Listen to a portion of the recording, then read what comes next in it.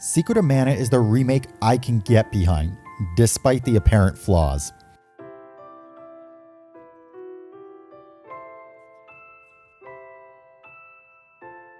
Back in the Super Nintendo days, Square dominated the RPG landscape.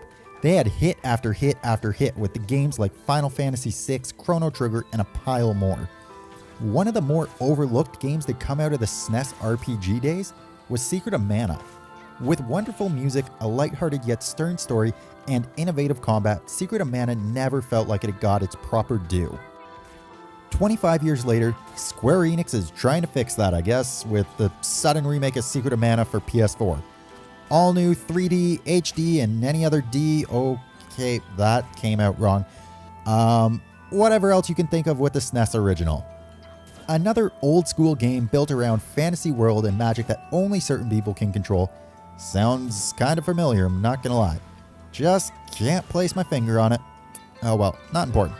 Your journey is with 3 characters that are tasked with felling the evil empire who wants to take over all the mana seeds in the world. First thing you will probably notice, voice acting. Yeah, that took me back a second. What you're doing to the people of the kingdom. How amusing. You show some spirit at least. It's not bad, but a SNES game 25 years later, I still don't think voice acting was gonna happen.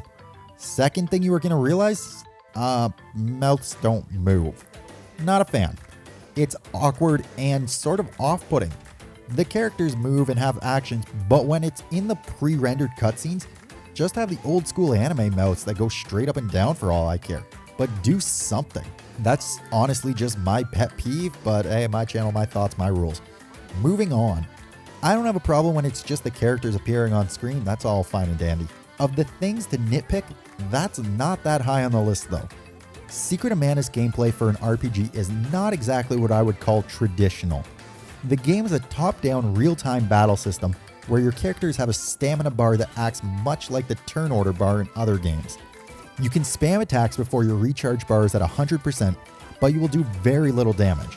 It's something I still haven't seen in other games, but it's clever. You can continue to run, fire off magic, dodge while waiting for your bar to recharge, allowing you to not feel vulnerable after every attack. Minus magic, which I'll get to. You have your 3 characters that you swap through with ease, and you can hotkey items and magic using L1 and R1, which is incredibly useful for using magic and keeping you alive. Each character has access to every weapon in the game, allowing you to level up each weapon class along with magic. Does mean that if you want to max everything out, you're going to have a ton of grinding to do. Magic is also leveled up starting from 0 and going to 8, as well again with each character's magic level being individual.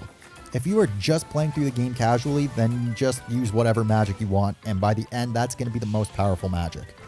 The battles are not all fun and games though. Magic, much like the original, is still somewhat broken, since you are frozen and targeted by magic and vice versa.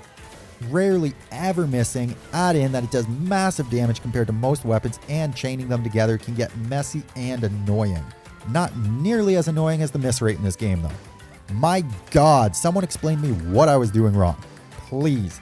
I increased speed, defense up, evasion down, everything I could think of, but I still missed like 50% of my attacks in general, and some enemies I couldn't even touch. It's infuriating. I was not underleveled as far as I could tell. Bosses were pretty easy, and I didn't have any real trouble dying. I was doing whatever I could think of, but just miss after miss after miss after miss. Honestly, that may have been the most annoying part of this game. It is one thing to do tiny amounts of damage with every swing on an enemy, but it's another entirely just to keep missing. Along with that comes a number of glitches in the game. Stuff that a patch could probably fix rather easily, but to this point I have not seen a patch. So let's start with the game crashing. You're just grinding away, getting level after level. It'd be a real shame if the game just decided to hard reset. Well, yeah, that happened to me a minimum of 7 to 8 times through the 15-hour game. Now, thank God they built an autosave into this version of the game, because without it, I can't even imagine the amount of time I would have lost. Granted, I don't think they needed to keep the old school save where you have to sleep or use talking cats, but whatever, fine. Honestly, you could have just moved the save to at any point and it would have been fine, but whatever. Second, the mess of glitches in the game were usually when I lost a character. My screen got cut in half, one side being darker than the other, which was like an hour into the game.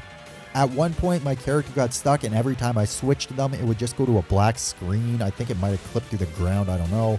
Odd stuff that I can't even explain. All seems very patchable, but at the time, it's a solid knock on the game, which sucks because it's otherwise a very fun game. Not to end things on a bad note with what is otherwise a very good game, the 3D models and design of this game and style I really like about this remake.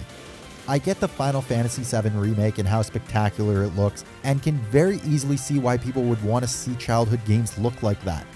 But I personally really like the Bravely Default I Am Setsuna style for old school RPG remakes. It keeps the charm of the characters and the world, while still looking fresh and sleek. Now if only we could get a Final Fantasy VI remake like this, that would be awesome. Secret of Mana, the remake, manages to keep the charm of the original while still feeling fresh and new. The game does have its flaws when it comes to bugs and crashing, but I still believe that it can be easily patched. So this is being recorded as of February 22nd for any late views who want some context to buying this game. If you skipped out on buying or you just didn't play it as a younger kid, then I highly recommend picking up the Secret of Mana for PS4. It's well worth your time, but hey, that's just one idiot's opinion on the internet. If you disagree, that's cool too. As always, thank you guys for watching. If you liked this video, hit like. If you really liked it, then maybe subscribe and check out all the other stuff on my channel, like me playing Kingdom Hearts, A Fragmented Passage, or maybe check out the other stuff. Let's Remember, I don't know, Mario Party 2. Anyways, until next week, later guys.